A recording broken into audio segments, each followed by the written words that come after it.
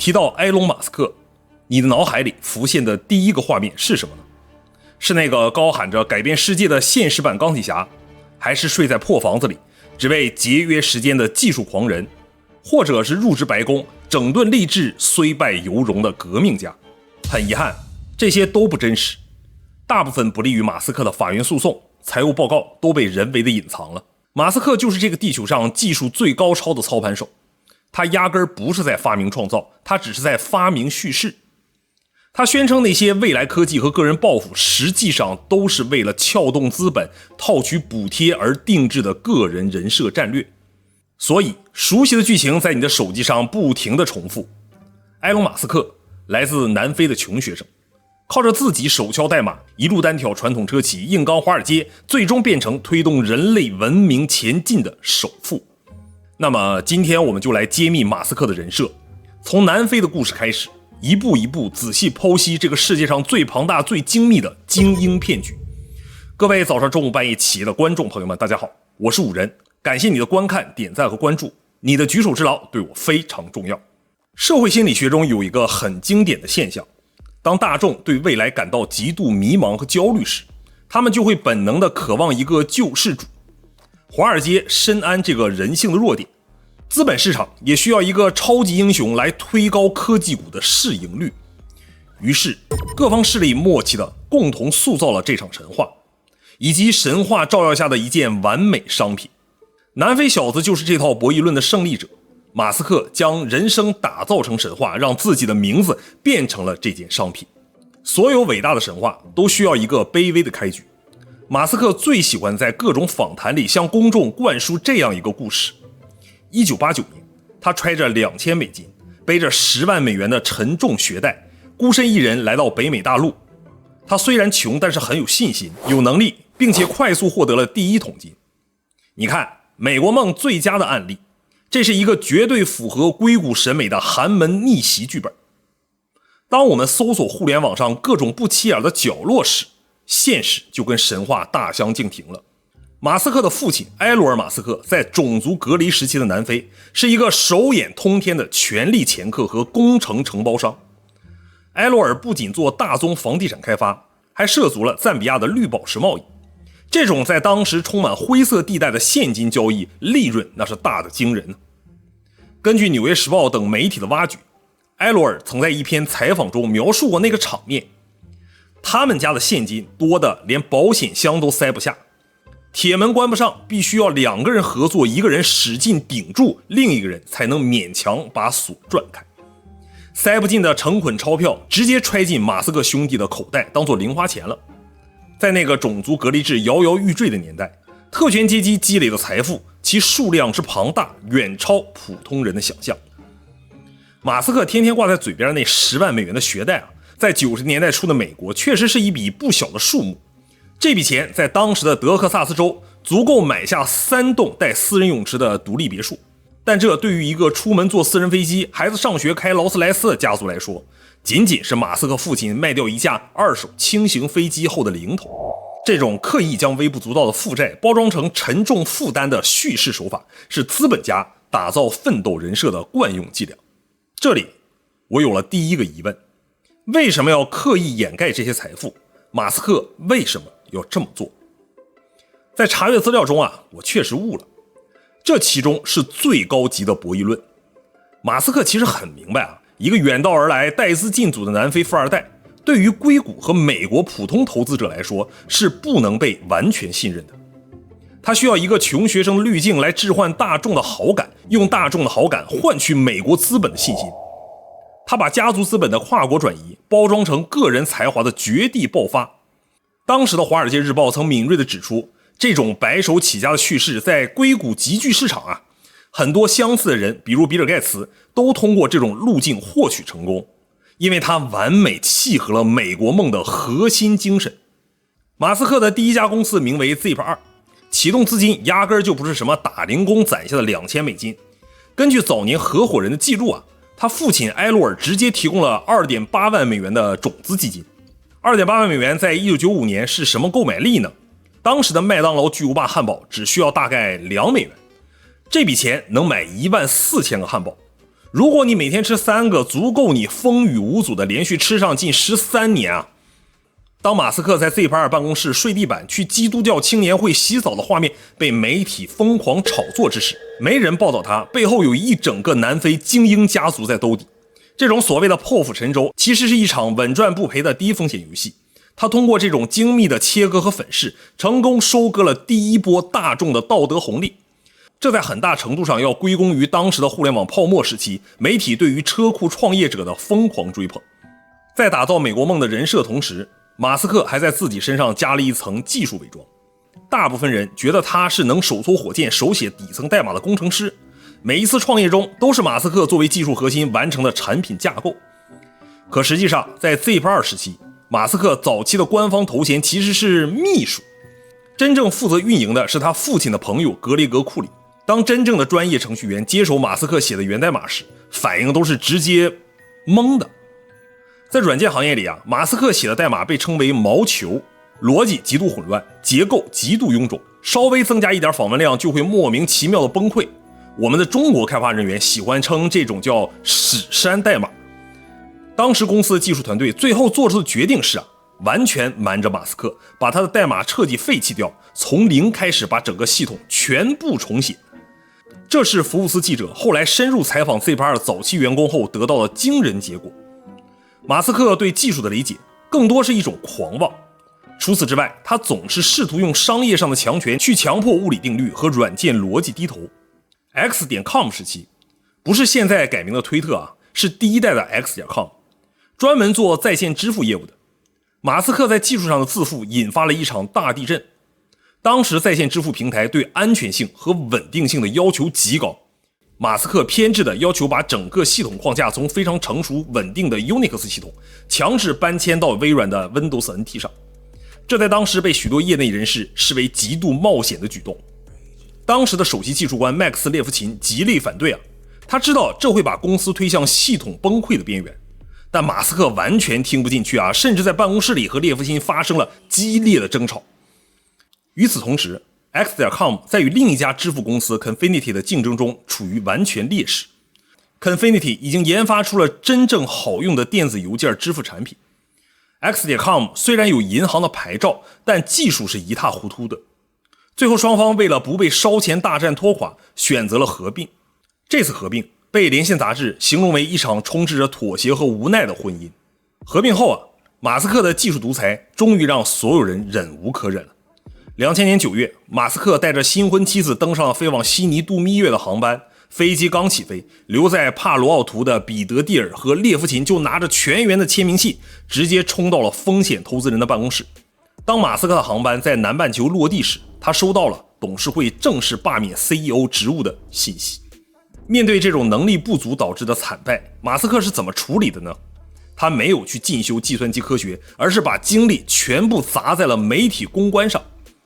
他利用人脉把这一次开除包装成了传统旧势力对创新者的残酷打压。后来易贝以15亿美元收购了 PayPal， 马斯克作为最大的股东拿走了约 1.7 亿美元。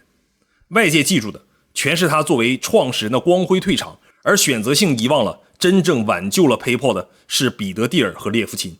这种对历史的重塑被后来的商学院作为危机公关的经典反面教材。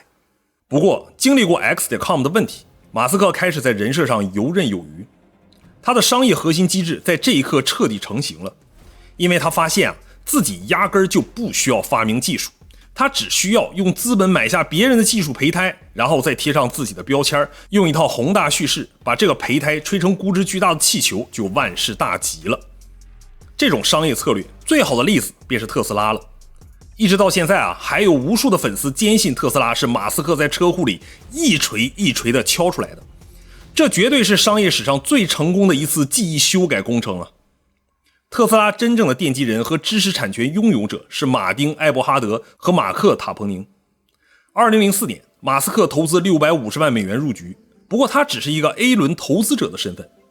初期他完全不懂如何制造电动汽车，这在硅谷早期的圈子里是个公开的秘密。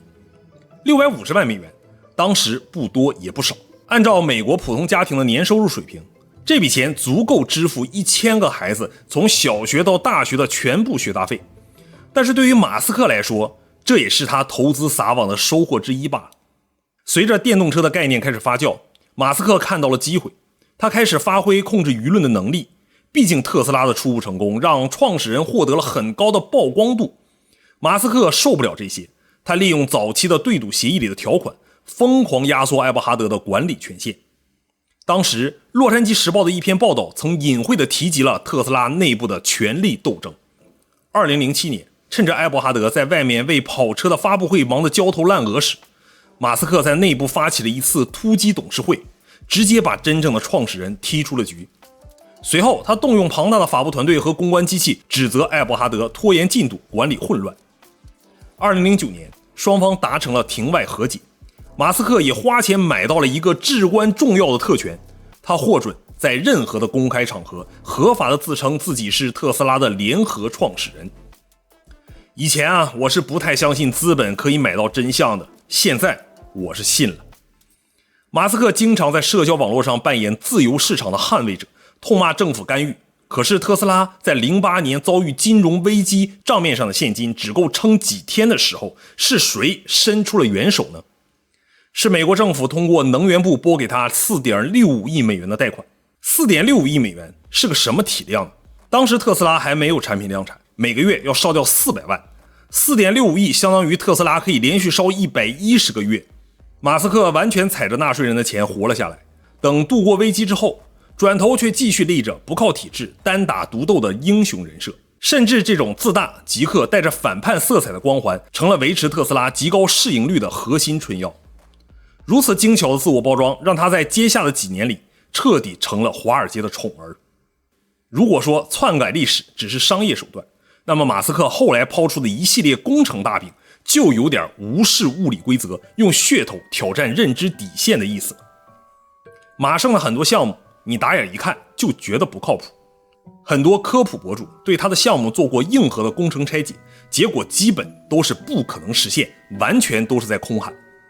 我先说说那个曾经轰动一时的超级高铁项目。最开始马斯克宣称要建造一个接近于真空的管道，让乘客坐着胶囊舱以超过1000公里的时速在洛杉矶和旧金山之间穿梭。当时有很多项目的宣传视频公众看完觉得太酷了。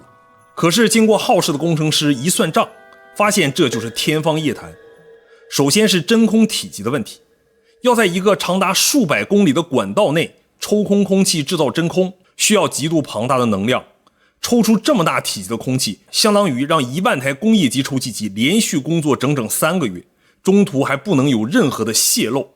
其次是热胀冷缩，一条几百公里长的钢制管道，在加州白天的烈日暴晒和夜晚降温下，其长度变化是以足球场为单位计算的。管道每天都在剧烈伸缩，你怎么保证完全密封？这在材料科学上压根儿就无法实现。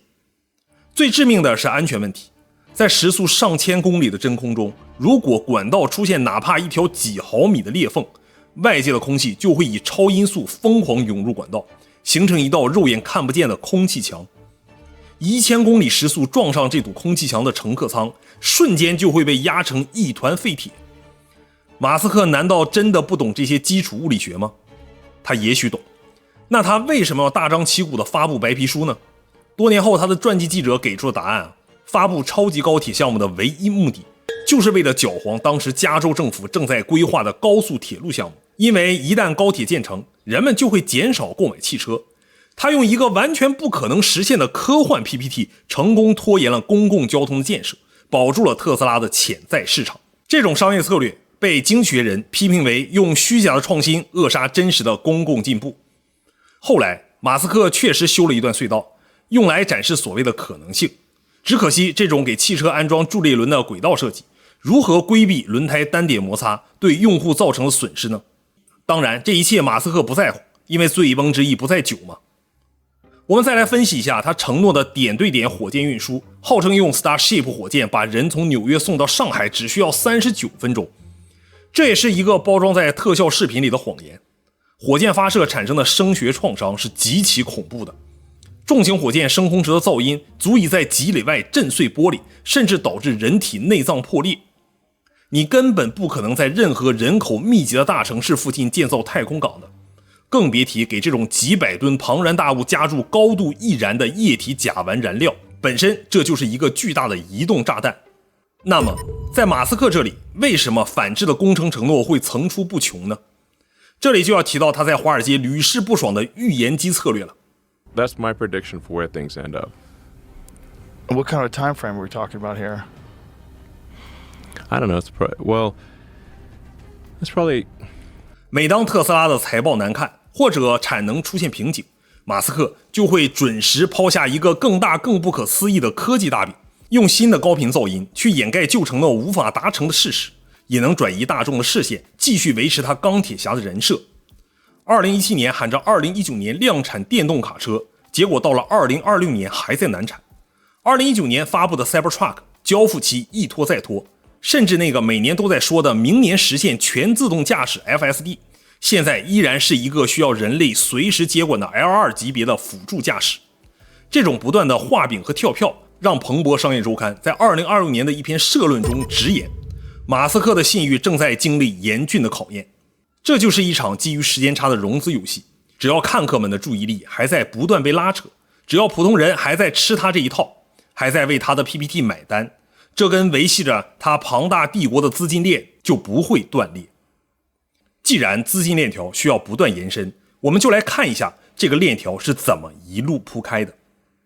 2018年，马斯克完成了一次人类商业史上最昂贵也最绚丽的公关秀。他把一辆红色的特斯拉电动跑车用 SpaceX 的重型猎鹰火箭直接送入了太空。那个穿着宇航服的假人坐在驾驶座上，以蔚蓝色的地球为背景，在太空中无声漂浮。那一周我依稀记得，全网沸腾，媒体也在为马斯克的壮举叫好，他的个人声望也达到了封神的顶峰。无数人仰望星空，觉得他就是那个要带领人类走向星辰大海的引路人。但是就像我上面说的，做出如此博眼球的行为，马斯克一定在隐藏什么事情。翻开资料，我们会发现，当时 SpaceX 正处于一个极度尴尬的节点。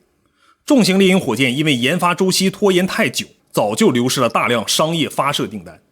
这就是面临一个死局啊！如果这枚火箭不进行首飞， SpaceX 估值神话就讲不下去。但如果火箭空载发射，几千万美元的成本就是纯粹的财务亏损。更没有哪家商业公司愿意把昂贵的通信卫星交给一个完全没有成功记录的实验品。于是马斯克想出了这个主意，他用自己的特斯拉汽车当了载荷。这是一场教科书级别的资本左手倒右手。他用 SpaceX 巨额研发预算，为特斯拉做了一场覆盖全球数十亿人的免费广告。更关键的是，这场看似疯狂的举动，成功掩盖了重型猎鹰火箭当时根本没有商业订单的窘境。名利场后来专门称，这是一次包装在太空探索外衣下的精明营销。这次空前成功，不仅让 SpaceX 活了下来，更让他认定了用太空做背书，价值是无穷的。于是今年年初，马斯克宣称要发射10万颗低轨道卫星，重组星链。他告诉公众，这是为了让非洲和北极的孩子都能有网络可上。但实际上，在外层空间，近地轨道的频率和空间是绝对排他性的资源。马斯克在跟投资人路演时，把这10万颗卫星的概念包装成了外太空的房地产开发。他利用轨道资源稀缺性的这种紧迫感，在一级市场上疯狂吸取资金。实际上，马斯克压根就不在乎普通人的网速，他在乎的是太空的准入霸权。毕竟地球轨道上的卫星数量是有限的，只要他手握最多的轨道名额，美国国防部和政府机构就不得不捏着鼻子跟他签下几十亿美元的采购合同。根据美国官方数据追踪，截止到2025年，马斯克的企业帝国累计获得了超过380亿美元的各种形式的政府资助、税收减免和直接合同。380亿美元是个什么概念呢？如果把这笔钱完全换成$100的面值铺在地上，它能把地球的赤道结结实实的绕上整整1圈半。马斯克一边踩着庞大的公共资源往上爬，一边向大众兜售自己反叛建制派的独立人设。这种高度依赖政府资金却又极力撇清关系的做法，让他在华盛顿的游说圈子里毁誉参半啊。我们聊到这里，如果你觉得这些操作还不够直白，我们再来看一看2016年那场名为拯救 Solar City 的操作。当时太阳能公司 SolarCity 的财务状况已经病入膏肓了，现金流极度枯竭，背负着超过30亿美元的巨额债务。这家公司的创办人是马斯克的2个表弟，而马斯克本人不仅是董事长，还是最大的股东。一旦他破产，马斯克家族的财富和信用将遭受毁灭性的打击。为了让特斯拉的股东乖乖掏钱接盘这家破产公司，马斯克在洛杉矶环球影城的绝望主妇拍摄现场举办了一场盛大的发布会。他站在那些漂亮的独栋别墅前，手里拿着一块号称能发电的太阳能屋顶瓦片，向全世界宣布这就是未来的能源解决方案了。特斯拉的股东们沸腾了，投票顺利通过，马斯克的表弟们拿着钱安全套现离场，30亿美元的债务全被转移到了特斯拉的账本上。这笔财务窟窿相当于每天烧掉一辆顶配保时捷，且连续烧上整整100年。不过特斯拉的股东们也有很多人精，几年后的法庭取证记录里，我们可以一下子就看明白，当时马斯克在发布会上举的那块太阳能瓦片根本就是一个完全无法发电的玻璃模型，这纯粹是为了一个在投票前稳定股价、骗取信任而赶制出来的影视道具。虽然法院最终没有判定他违法，但这种擦边球式的操作严重损害了马斯克在一部分投资者心中的信誉。在这个过程中，技术愿景再次成了一个极其好用的洗钱工具。只要你把故事讲得足够宏大，哪怕是最精明的投资机构也会在群体狂热中放弃基本的财务常识。不过资本的游戏玩到一定规模，就必须掌控规则本身的解释权。到了这一步呢，马斯克是怎么做的呢？2022年，随着电动车市场的竞争白热化，以及自动驾驶技术迟迟无法兑现承诺，马斯克感受到了前所未有的危机。他发现当物理极限开始阻碍公司估值上涨时，他就必须掌握一个随时能干预大众认知的话筒。于是他花了440亿美元收购了推特，并将其改名为 X， 这就是第2个 X.com 了。普通人以为这只是一次有钱任性的行为，媒体和很多 KOL 则在炒作马斯克是义举是为了所谓的言论绝对自由的崇高理想。如今当我们重新审视，这笔交易就是典型的防御性布局了。马斯克的商业帝国严重依赖高频的舆论曝光，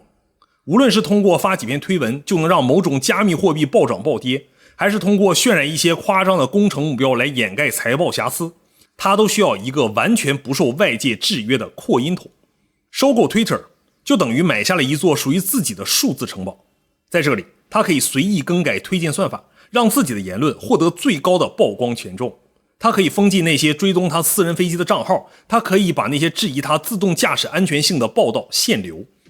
大西洋月刊评论称，马斯克正将推特打造成一个全球的扩音器，以服务于他个人商业和政治目的。他把曾经的公共广场改造成一个巨大的私人回音壁，在这个回音壁里，他开始频繁地介入地缘政治、文化战争，甚至公开支持某些极端的政治派别。他把自己塑造成了一个反抗传统媒体压迫的斗士，通过这种政治战队，他成功吸引了一大批新的狂热信徒。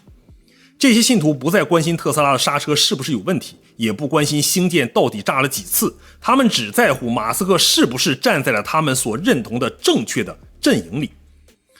这种把商业问题转化为政治战队的手法，有效地对冲了他在科技产品上不断跳票所带来的信誉透支。只要信徒足够多，他的基本盘就不会崩。这种策略在2024年的美国大选期间表现得尤为明显。他频繁利用平台发声，试图影响选情。随着时间推移到2026年，这场长达30年的资本大戏终于迎来了最疯狂的变局。过去2年，全球电动车销量增速断崖式下跌，特斯拉的汽车业务利润被各大竞争对手连续蚕食。